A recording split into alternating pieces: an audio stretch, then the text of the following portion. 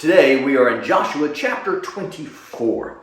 And in verse 15, Joshua says to the people, "Choose for yourselves this day whom you will serve. But as for me and my house, we will serve the Lord."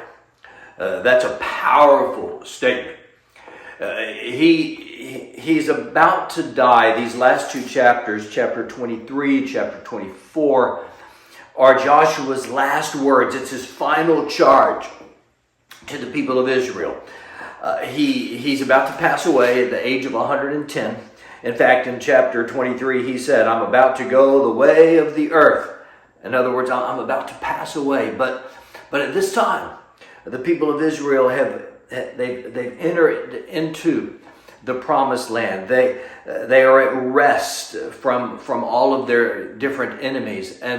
And so Joshua, in this final charge to the people before he dies, he wants to make sure they continue to serve the God who's been so good to them. And he even says to them, throw away all of these other gods, these gods of these other nations, and choose today who you're going to serve. And he even reminds them in chapter 24 just what God has done for them. He goes all the way back to Abraham, Isaac, and Jacob. Then in verse 5, he talks about Moses and how God delivered them from Egyptian slavery. God set them free. And then he reminds them in verse 8 about how God had conquered all of these nations. Beginning on to the east of the Jordan, they defeated the Amorites. They defeated the Moabites. And then, in verse 11, he says, then you crossed into the Jordan and you came to Jericho. And he mentions all of the nations that they defeated. The Amorites, Perizzites, Canaanites, Hittites, Girgashites, Hivites, Jebusites, Mosquitobites. A lot of nations. And it was God who delivered them. And so now you're in the promised land. You're so very blessed. And he's trying to tell them God is the one who did it. But in verse 13, he reminds them, you've been given a land and cities to live in that you did not build. You're eating out of vineyards and olive groves that you did not plant. And so now that you have prosperity, are you going to serve the Lord? So before he asks them the question, who are you going to serve? He reminds them exactly what God has done for them. And so after thinking about all that God has done for them, are you really going to forsake God to serve other gods, little g, other false gods? And in verse 16, the people said, "Oh no, far be it from us. We will not forsake the Lord." But Joshua, he drills down. He wants to be sure. And again, in verse 21, they said, no, we will serve the Lord. This moment is a little bit like something that will happen later on when Elijah was on Mount Carmel and he said to the people, "How long will you hesitate between two opinions? If Baal is God, follow Baal. But if God is the Lord, follow God." And Joshua is saying the same thing. Look, who are you going to serve?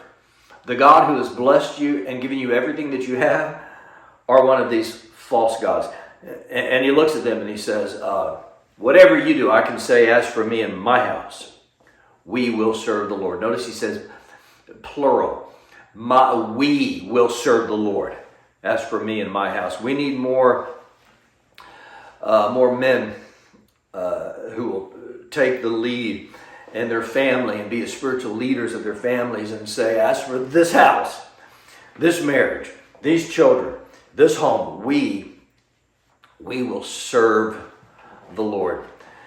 And so maybe we don't worship other gods. We worship Jesus.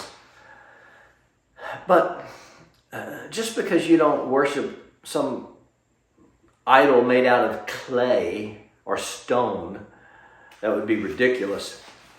My definition of an idol is anything that takes the place of God.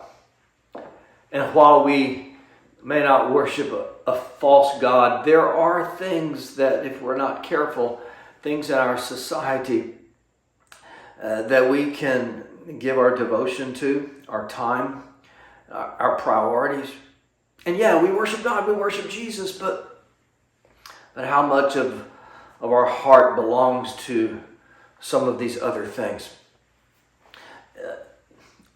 Unlike Joshua, I'm not about to die, but maybe God could use me to challenge you. Who will you serve today?